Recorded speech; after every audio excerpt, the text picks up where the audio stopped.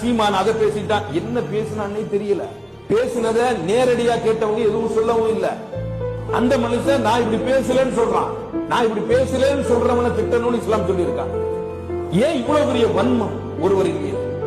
அவன் சொல்றான், நான் இதை இப்படி பேசல, என்னுடைய பேச்சுக்களை வெட்டி ஒட்டி இந்த மாதிரி கட்டிங் பேஸ்டிங் பண்ணி போட்டுட்டாங்க.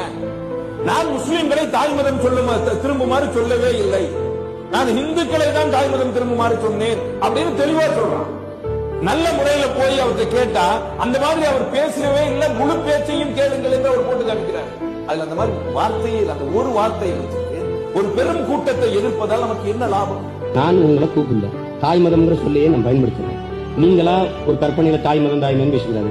இப்பவும் சொல்றேன், என்னுடைய சமயம் சிவனை வழிபடுகிற, முருகனை வழிபடுகிற சைவம். என்னுடைய சமயம் கண்ணன் என்ற திருமாலை வழிபடுகிற மாலி.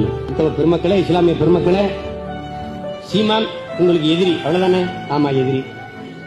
என்னை விட்டுருங்க, ஏதோ என்னால முடிஞ்சதை நான் அந்த மக்களுக்காக செஞ்சுக்கிட்டு இருக்கேன். நீங்க உங்களுக்கு முடிஞ்சதை செய்யுங்க.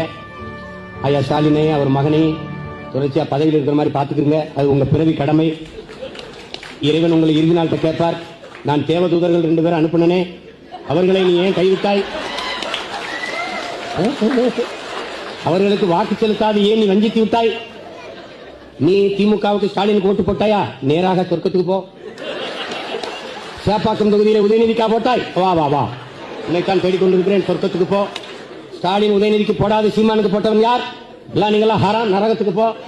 குறிப்பா ஹிமாயின் போ. அது யாரு? என் தம்பி யாரு? அவ யாரு? அலால் இவன் போ, அபு போ. அனீஷ், நீ ரொம்ப பேசுற, நீ போ, நரகத்துக்கு போ. ரெடி?